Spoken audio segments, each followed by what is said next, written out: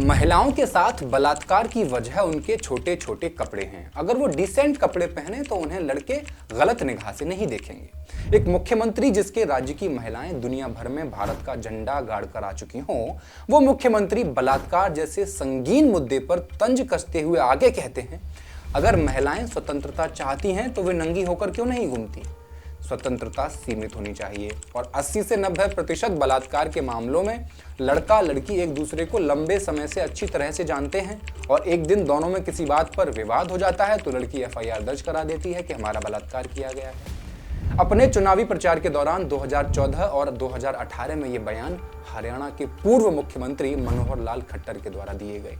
कौन थे खट्टर? जो जाटों का गढ़ कहे जाने वाले हरियाणा के एक ऐसे मुख्यमंत्री रहे जो जाट नहीं थे, लेकिन अब 12 मार्च को उन्होंने इस्तीफा दे दिया है। नूह में हुई हिंसा, राम रहीम को जेल होने के बाद हुए दंगे और जाट आंदोलन में हुई मौतों का जिम्मेदार कौन था, आइए जानते हैं इस वीडियो में। नमस्कार, मैं हूं हेमंत और आप देख रहे हैं मॉलिटिक्स। हरियाणा की बीजेपी और जननायक जनता पार्टी की गठबंधन सरकार के लिए 12 मार्च मंगलवार का दिन काफी अहम है। हरियाणा के मुख्यमंत्री मनोहर लाल खट्टर ने पद से इस्तीफा दे दिया है, जिसे राज्यपाल द्वारा स्वीकार भी कर लिया गया है।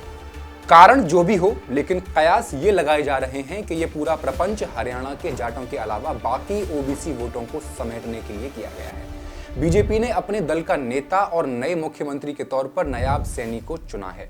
साफ जाहिर है कि सैनी OBC वर्ग से आते हैं और उनकी संख्या हरियाणा में काफी है। मोहन यादव को मुख्यमंत्री बनाया गया OBC कार्ड खेलने के लिए। अब हरियाणा में इसी साल अक्टूबर में विधानसभा चुनाव होने हैं, लेकिन अक्टूबर का इंतजार कौन करे? OBC का हितैषी भी बनना था, तो ऐसे ही चंद महीने के लिए एक OBC मुख्यमंत्री बना दिया गया है। ये पहली बार नहीं हुआ जब एक बहुजन वर्ग के नेता का इस्तेमाल वोट बैंक बनाने के लिए किया जा रहा हो।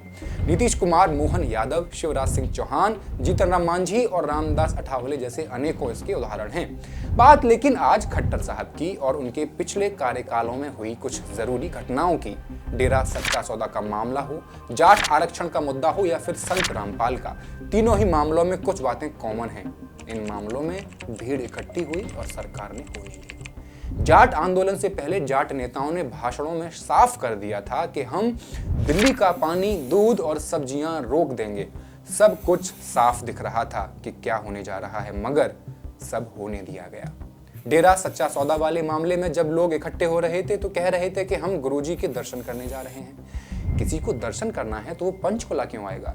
सिरसा जाएगा, वहां राम रहीम का आश्रम है। सबको समझ आ रहा था, मगर लगता है सरकार जानबूझकर समझना नहीं चाह रही थी। पहले वो जाटों को रोककर नाराज नहीं करना चाहती थी, अब डेरे वालों को नाराज नहीं करना चाह रही थी।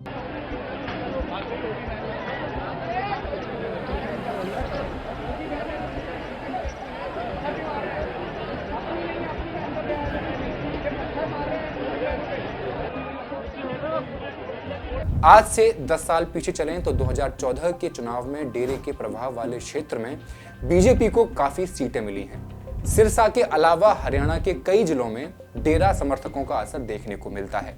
डेरा समर्थक भले चुनाव में निर्णायक भूमिका में न हो, लेकिन छोटे अंतर की लड़ाई में डेरा के समर्थकों के वोट जीत और हार का फैसला करते हैं।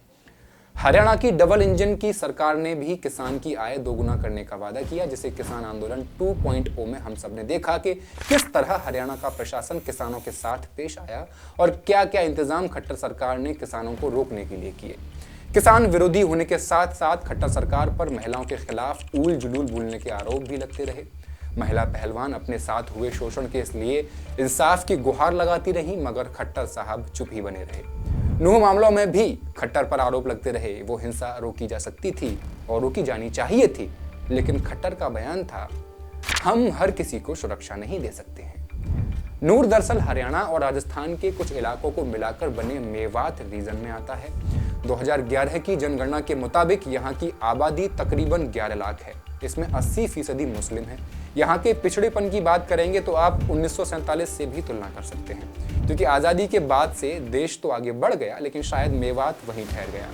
मीडिया रिपोर्ट्स की माने तो 2018 की नीति आयोग की रिपोर्ट में नूह की गिनती सबसे पिछड़े जिलों में की गई। यहाँ पुरुषों की साक्षरता दर यहाँ 70% है और महिलाओं की सिर्फ 37%। गौहत्या और गौरक्षा इस इलाके के सबसे हॉट टॉपिक हैं। यहाँ महापंचायतें होती हैं जिनमें दूसरे समुदाय के लिए भड़काऊ बयानबाजी होती है, और सबसे अहम ये कि सब प्रशासन और सरकार की निगरानी में हो रहा है। इसी नूह में ब्रजमंडल जलाभिषेक यात्रा निकल गई थी। यात्रा बहुत पुरानी नहीं है, 3-1 साल से इसका आयोजन होता रहा है। 31 जुलाई को यह यात्रा निकाली जानी तय थी, लेकिन यात्रा से 2 दिन पहले मोनू मानेसर नाम के एक शख्स का वीडियो आता है। मोनू मानेसर बजरंग दल का सदस्य है, खुद को गौरक्षक कहता है। इसी साल 15 फरवरी को हरियाणा के भिवानी में नासिर और जुनैद के जले हुए शव मिले थे। इस हत्याकांड में मोनू मानेसर नामजद है। मोहित यादव उर्फ मोनू मानेसर वीडियो में यह कहता है कि वो ब्रजमंडल यात्रा में अपनी टीम के साथ शामिल होगा और लोगों से अपील करता है कि बढ़ चढ़कर इस धार्मिक यात्रा में शामिल हों। नूह के स्थानीय बताते हैं कि मुस्लिम समाज से जुड़े लोगों ने सोशल मीडिया पर मोनू मानेसर के खिलाफ पोस्ट लिखे। यानी एक बात पर गौर करिए, नूह का माहौल पूरे 2 दिन से तनावपूर्ण था। हिंसा 31 जुलाई को जाकर शुरू हुई। माने खट्टर सरकार के पास तैयारी का पूरा अवसर था, लेकिन वो उस अवसर को धरे बैठे रहे। यात्रा शुरू हुई, लेकिन मोनू मानेसर नहीं आया। पुलिस ने उसे मानेसर में ही रोक रखा था, ऐसा सुना जाता है। हालांकि इन खबरों की पुष्टि नहीं हुई। खबरें ये भी आईं कि विश्व हिंदू परिषद के ही कुछ आला अधिकारियों ने मोनू को यात्रा में शामिल होने से मना किया हुआ था। अगर इन बातों में दम है तो इसका मतलब यही हुआ, आयोजक और प्रशासन दोनों जानते थे कि मोनू के यात्रा में शामिल होने से माहौल खराब होने की संभावना है। इतने में ब्रज यात्रा जब तिरंगा चौक पहुंची तो यह अफवाह फैल गई कि मोनू मानेसर आ गया। तभी बवाल मच गया, पत्थरबाजी, तोड़-फोड़, आगजनी शुरू हो गई। थोड़े ही देर में पूरा शहर हिंसा की आग में जलने लगा। हिंसा जब शुरू हुई तो यात्रा में शामिल लोगों ने खुद को बचाने के लिए नल्हड़ मंदिर में छिपना मुनासिब समझा, लेकिन मंदिर से निकलने का रास्ता संकरा था। सामने हथियारबंद भीड़ थी। बताया जा रहा है कि इस दौरान पहाड़ी के ऊपर से भी भीड़ द्वारा फायरिंग की जा रही थी, यानी मंदिर में जो लोग छुपे थे वो फंस गए थे। यहाँ एक बार फिर खट्टर सरकार पर सवाल खड़े होते हैं। जिस नाटकीयता के साथ यात्रा पर हमला हुआ, पहाड़ से फायरिंग हुई, उसका संकेत यही है कि दूसरे पक्ष ने तैयारी की थी और इस तैयारी में हथियारों को भी इकट्ठा किया गया था। यह सब होता रहा, पुलिस की इंटेलिजेंस विंग सोती रही। इन सवालों के जवाब मनोहर लाल खट्टर और अनिल विज को देने थे।